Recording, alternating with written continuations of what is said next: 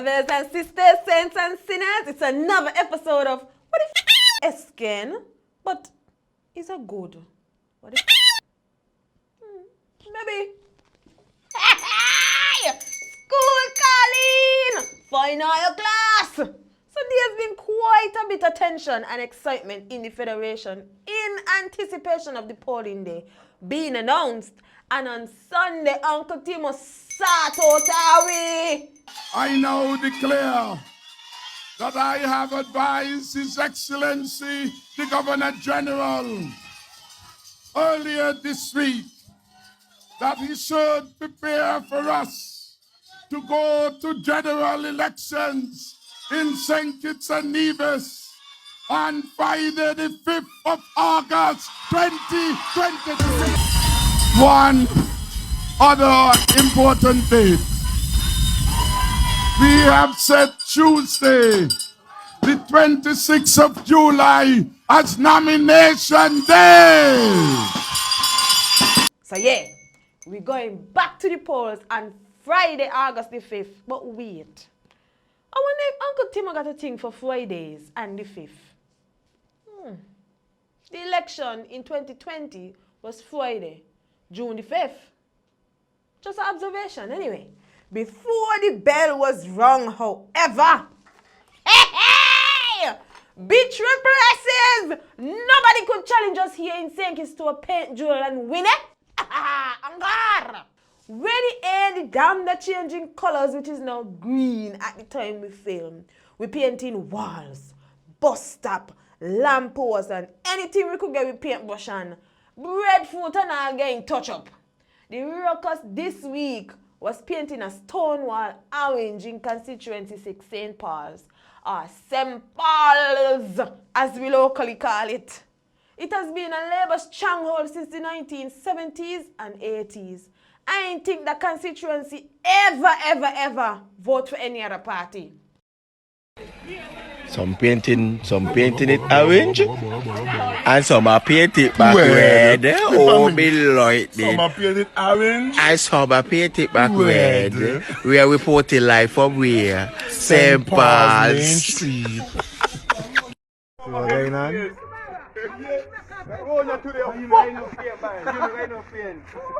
See what's going on?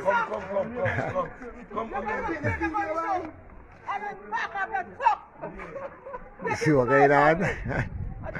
Can I answer just now, yo? In the Caribbean, the color of a party is a triggering thing for us, eh? So, anything that red, yellow, green, blue, or orange is ascribed a political reference, is either scorned or celebrated, of course depending on a person's political persuasion, or dismissed by those who are unmoved by seemingly trivial paint splatters on walls. What's also a driving factor in the paint war is the money paid to the painters. So, we have people pleading for the wall to be painted a particular color for a little while so that their bosses can see that work was done so that they can get paid. Parties thrive off the poverty and desperation that existed, which was exasperated by the pandemic and now rising food and fuel costs. No bueno. Speaking of things being no bueno, as it relates to coexisting in the same space, we got a candidate from constituency 8 complaining about his billboard them being vandalized. Andrew Talbot Bass. I'm here live at the St. Peter's Anglican Church corner, where my billboard has been taken down about 5 times now, and I do not want this to continue. I am asking the supporters of all parties, please to refrain from destroying the billboards. Let us campaign on issues. Billboards cannot vote. This is about 5 times now. My billboard has been destroyed, as you can see right here. And interesting enough, that the Labour billboard has been up before mine, and it's still up, never been taken down. So I'm saying I do not love what is happening for this campaign with the destroying of my boat. So I'm asking my supporters, Please do not get involved in doing it. Do not retaliate, because as you can see, the Labour boards have not been touched. This thing ain't supposed to happen. So we could never tell who does it in either party, as it's being done to SKNLP, PAM and PLP in St. Kitts. It would be remiss of us not to mention that patronizing and disrespectful comments have been uttered from him out to his supporters, possibly for self-aggrandizement. You want them, you know. They don't want to hear me out, you know. But me don't want to get involved in other politics there. Me want to deal with the people. Tell them stop calling me brother name on the platform. Let them leave me family alone. Cause I, Andrew Talbot Bass, knows my family.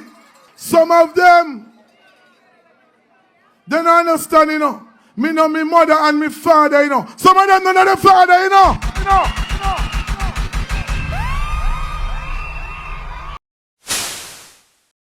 Send home Jonathan on Father's Day. When the man leaving church with his family, the police pursue the man like a hunter pursuing a deer. A cheater pursuing a gazelle and the safaris. My Lord. Listen that. Step out of church. Wonderful Father's Day service. With your family and to be served with a termination letter. After Jonathan would have been the most successful port manager in the Caribbean, and the results show that. So what kind of man Timo be? Huh? Controller Bass had a security firm.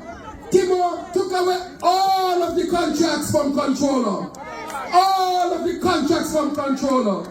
And then the man gone St. Peter's to ask that they vote for him to the Prime Minister again. Mind you, the man know who his father be. His father ain't gonna disown him. So the rep's comments are baseless. Unless he knows something that we ain't know between the mother and the father. So if we're going to keep the election above board, which is never the case because there's always underhanded dealings, then the comments were unwarranted. Underhanded dealings, right? We sometimes never know what they are until sometime after or not at all. And how they happen is never detailed publicly because we have no investigations into alleged corruption after elections, although every party campaigns that they would. Anyways, so, moat open Tory jump out. In 2020, we had the last general election and there was talk of election fraud. Not never come it, but to hear the person who win the seat then say this. Nobody thieving no election in this country this time, you know. Nobody thieving no election in this country. And to those who think they slip through the cracks, if you ain't supposed to vote in Central Bastille, you will not be allowed to vote in Central Bastille. I done with that. Who ain't supposed to vote there, do not come because you ain't voted. And what you say? It almost seems like it's an admission of what occurred last election. He won in 2015 and he lose. He won in 2020 and he win. Anyways. So the top dog in the place, an affectionate term to describe Uncle Timo. An affectionate term to describe Uncle Timo.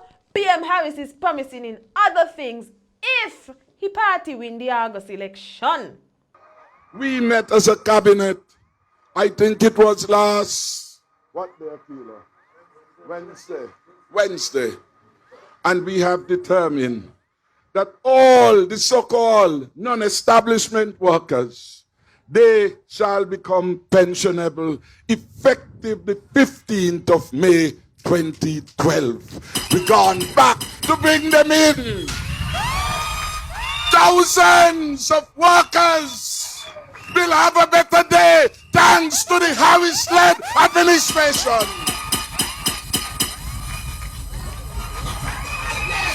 So if you went home without your pension, Dr. Harris will make it right for you. If you went home without your gratuity, Dr. Harris will make it right for you. And yesterday, Wednesday, not yesterday, we gave the chief personnel officer and the head of the treasury 2 weeks to get the applications ready. So all those who are in that state of limbo, 30, 40 years of service, and you gone home without Kananang, Harris again will ensure the delivery. We can't forget what the man said about VAT too, you know. The people who want a debt-free economy, free from the IMF. The people who want VAT to drop, and I shall drop the VAT in our next term.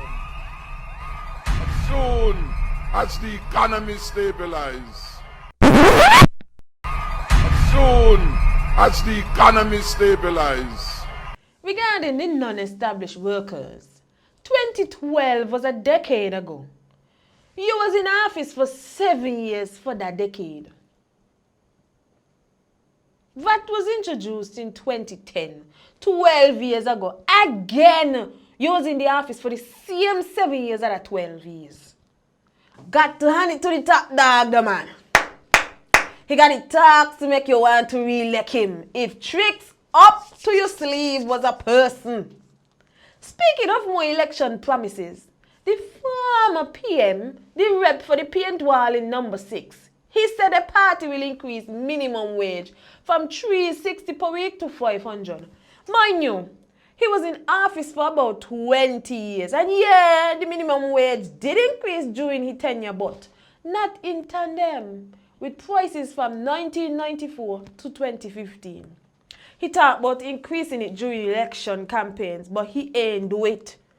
The issue of raising the minimum wage is a whole other story unto itself here. You hear? And here he is. I emphasize that I support the party's stance. I support the party's stance that we will deliver immediately upon taking office a minimum wage of not $360, not $380, but $500, for which our people are deserving. You cannot feed your families on $360 per week. And we don't care how much increase he gives to the public servant. The ordinary worker cannot live on $360 per week. He too got the talks to make you re-elect him, eh? If tricks up your sleeve was a person, the two of them battling it out. Moving on to our lip slip segment. So here PLP rep for C4. We are here in number 4. We are live in Lamberts. Hey. At the Lamberts bus stop where we would have done some work recently to beautify this area. Can't forget Bam. Times 2. Please, on election day, no matter what you do, at least make sure that you go to the polls and you put your X in the box by the hand next to Calvin Milo Freeman. Members, friends, supporters, and well-wishers of the People's Lip.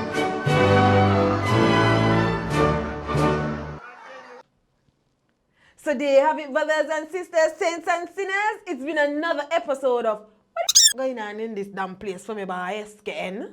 We in gear for election. Down in the clutch now. So we're going to see how we go in about 2 weeks. I am your host, your favorite Rasta, Sister Nicolette, and I thank you. Audio.